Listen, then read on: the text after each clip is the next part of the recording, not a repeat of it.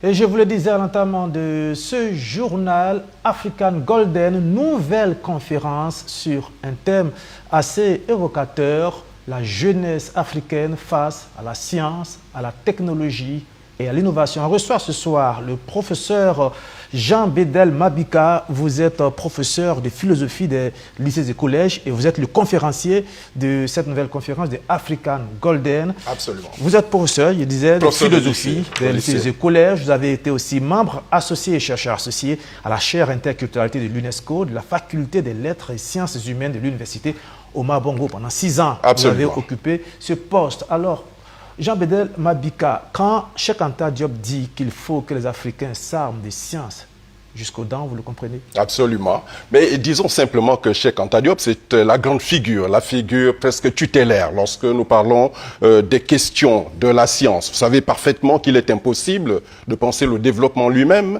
en mettant la science de côté.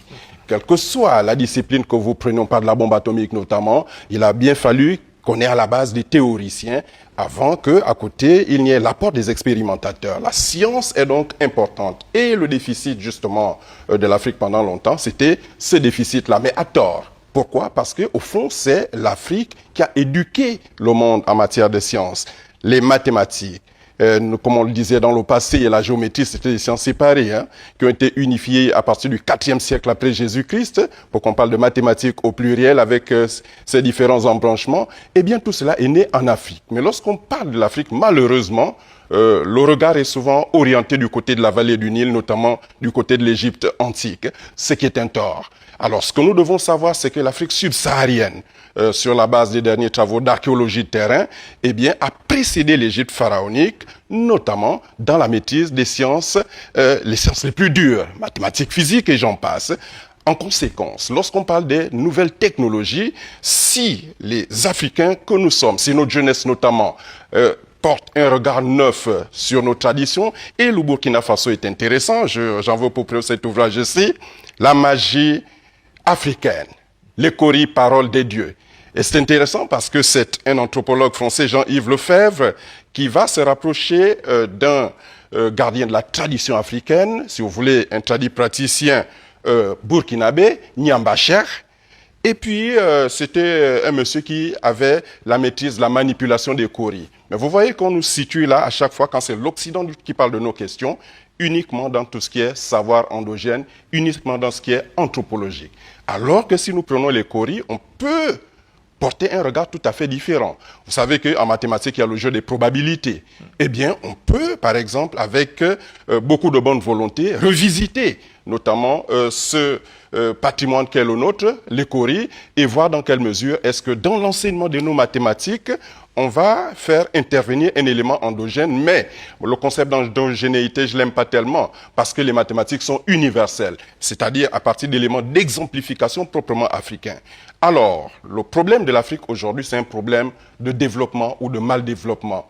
C'est vrai qu'on a coutume de dire sous-développement, le terme n'est pas tout à fait indiqué, mais lorsque nous regardons la jeunesse mondiale, qu'il s'agisse un peu de la jeunesse états-unienne, la jeunesse chinoise, eh bien cette jeunesse-là prend à bras-le-corps les innovations technologiques.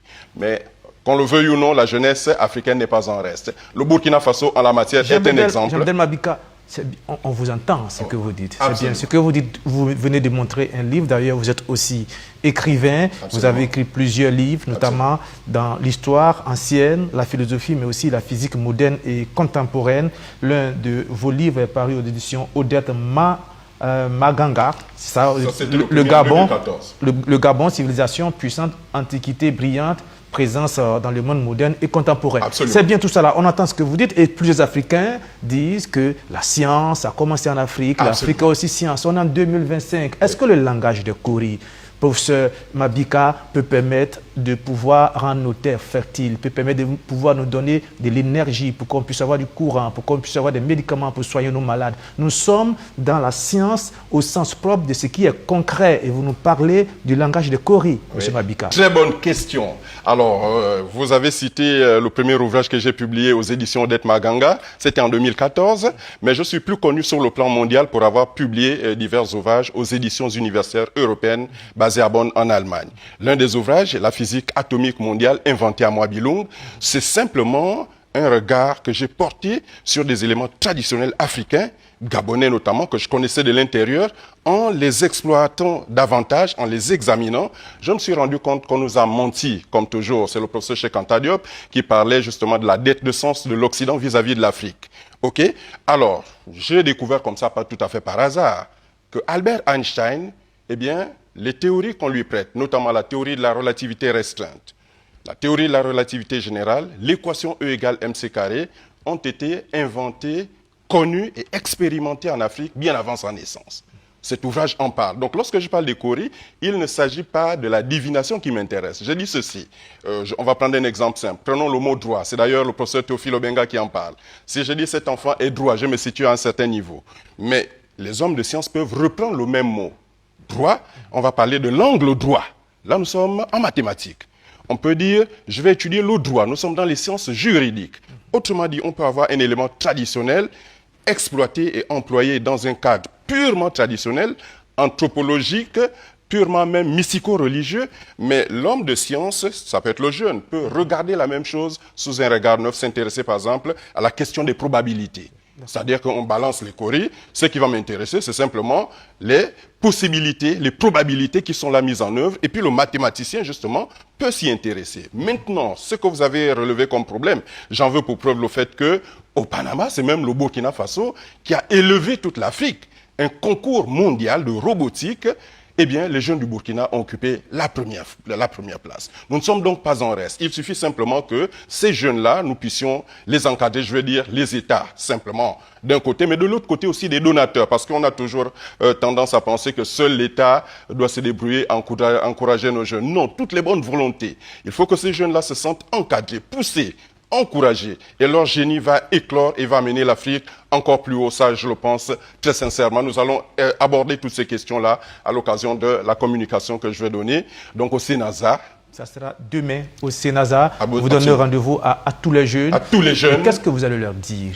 Qu'ils viennent pour écouter quoi de nouveau qu'ils n'ont pas encore entendu sur la capacité de science des jeunes Africains? Ce que je vais leur rappeler, c'est deux choses. Il ne faut pas oublier, monsieur le journaliste, que nous sommes sur la terre d'une grande figure, parce qu'on cite Cheikh Anta Diop, d'accord, il y a le côté historique, mais le professeur Joseph Kizerbo, c'est une très grande figure.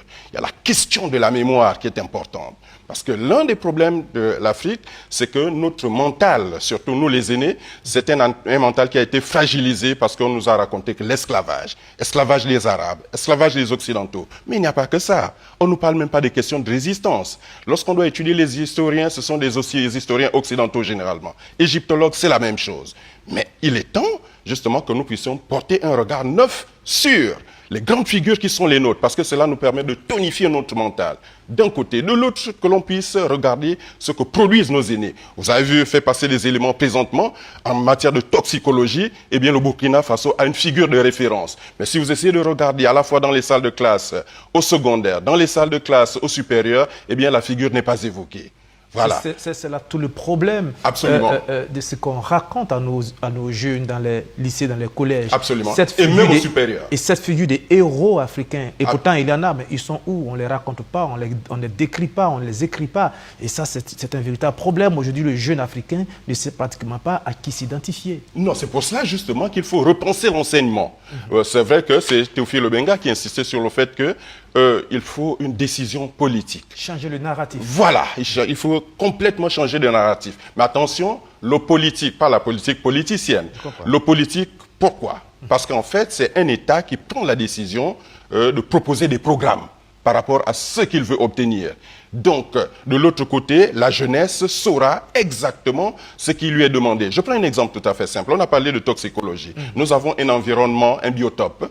Mais si on poussait nos jeunes, notamment, à s'intéresser à cet environnement-là. Si ceux qui font des études de laboratoire pouvaient s'intéresser à notre flore, l'étudier, chercher les principes actifs. Vous savez, par exemple, tout ce qu'on utilise ici, en ce qui concerne le fromager, n'est-ce pas, qui tourne autour. Mais aujourd'hui, qu'est-ce qui se passe? L'Occident nous arrache ce qui nous appartient de plein droit. Je vais terminer sur deux petits exemples, si vous permettez. Allez-y, on a Eh bien, il y a au Gabon une plante qui est appelée bois sacré. Le thème sacré est même mal indiqué. En fait, cette plante, c'est Iboga.